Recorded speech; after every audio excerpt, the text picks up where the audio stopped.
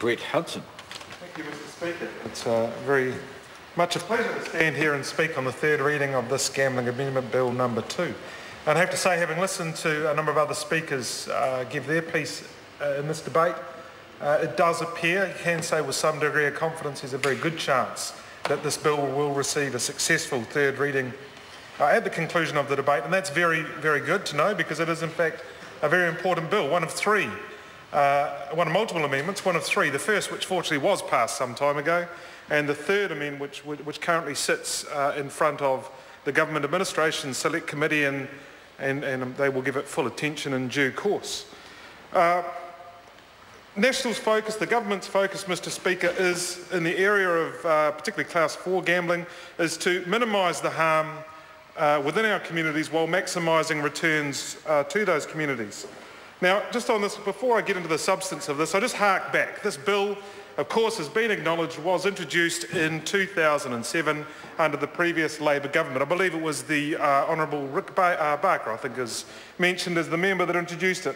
Of course, it was not passed by that government prior to their, some might say, richly deserved ousting by the public late in 2008. So they had well over a year to deal with it, and the public might draw its own deductions from that on just what the priority of that bill was to that government back then. And I've heard members complain how long this government might be taking to deal with it, but certainly the previous Labor government had all the time it needed and treated the matter with the importance that it obviously placed on it. But to the bill and what I hope will be a successful third reading. As I've said, we wish to maximise returns to the community while minimising harm.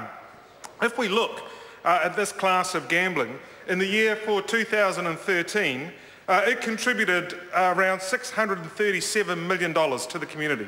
So it is a source of much needed, very welcome funds within our communities. Of course, we need to strike a balance to make sure that we minimise harm and find ways to help those that do have issues with gambling.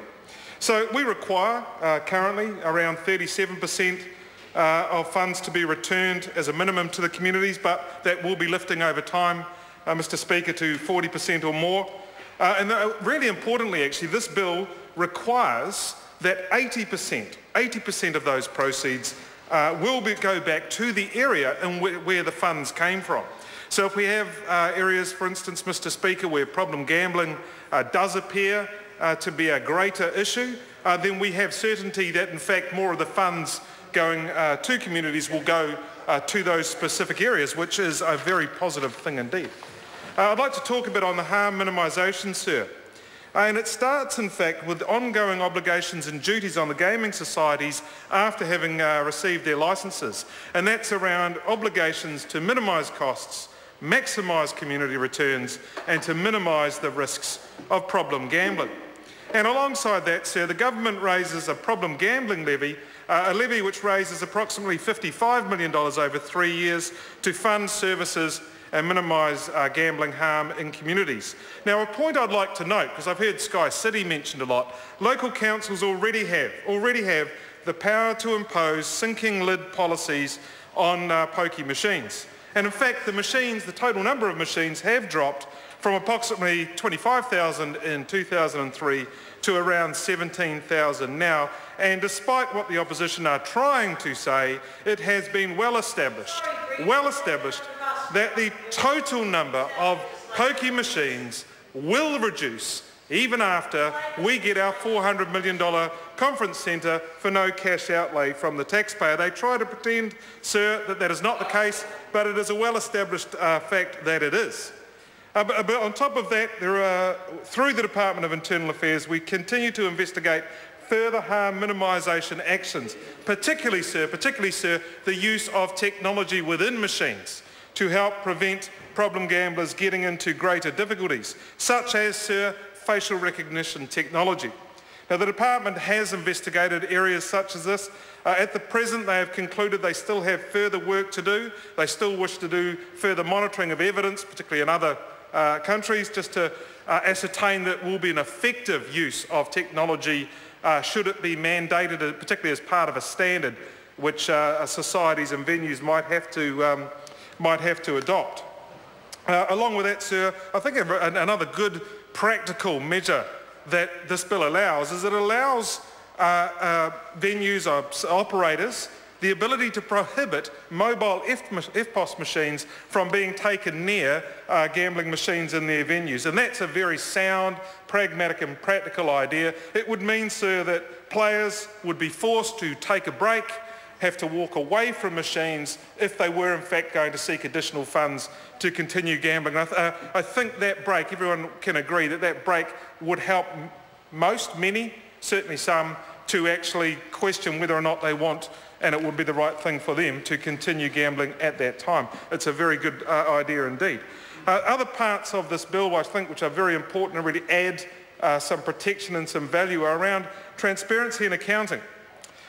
So there is a public perception, sir, I think there has been, that there is rorting that does go on, for want of a better term, rorting that does or has gone on around this form of gambling. And I think venue fees is one that's been canvassed as something which the public, or many in the public at least, feel is something that is manufactured and a bit distorted. Well, this bill basically specifies that venue fees will be limited to actual, reasonable and necessary costs. So it puts some very clear limitations around what societies and the venues can try to do to prevent distortion of returns through manufactured costs here. It also requires that profits be paid directly into the society's account and not used, for instance, as has been suggested, may have been the case in the past, not used to manage cash flow pressures, either on the society or potentially actually also on the venue. So it also sets out circumstances in which a society may apply gaming machine profits to its own authorised purposes, i.e. instead of making grants to the wider community. And it also, sir, mandates a requirement that community grant recipients must use the grants for the specific authorised purposes the grants were issued for. And I think that will all help to give the public far greater confidence that the system isn't being rorted, that the profit distributions are being fairly applied, and in actual fact those receiving the monies are actually using them for authorised purposes and the purposes they were stipulated for in the first place. Another area I think which is particularly important, in fact it strikes me as a bit surprising, sir, that it wasn't originally in there, and that's around the area of information gathering. It appears there have been some gaps. We have expected that the Department of Internal Affairs would record information around gambling, that it would monitor it, but it appears we hadn't actually given them, thank you sir, hadn't actually given them the proper authority to collect the sort of information that would help them to do their job most effectively. But this does seek, sir, to repair or mediate that, or ameliorate that. So they now have a better, or will have a better defined authority around the information they can collect, what they can collect, how often they can collect it, the manner and the form in which it can be collected and in fact used. Now and it is also now, but not previously, it now permits including details of how the gambling profits are distributed.